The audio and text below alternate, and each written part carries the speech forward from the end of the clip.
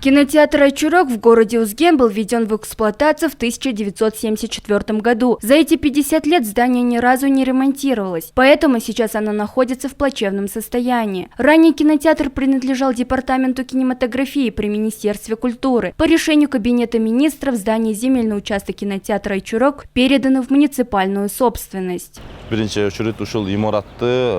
Когда к нам поступят нужные документы, мы сразу начнем реконструкцию. На эти цели из местного бюджета будут выделены средства. В первую очередь нам нужно подготовить соответствующие документы. После проведем тендер и начнется реконструкция. Постараемся все сделать в этом году.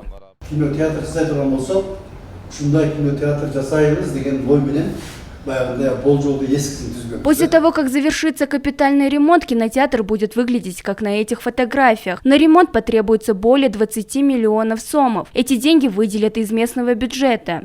Земельные участки, которые были переданы частным лицам, также будут возвращены в городскую собственность и озеленены.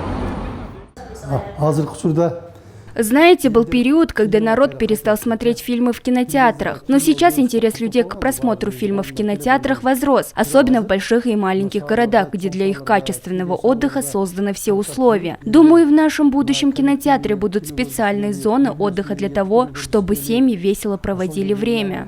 Бұл жерде азыр бір 40 адамдық, 40 орынды кинозалымыз бар. А бұл жақта LED телевизор.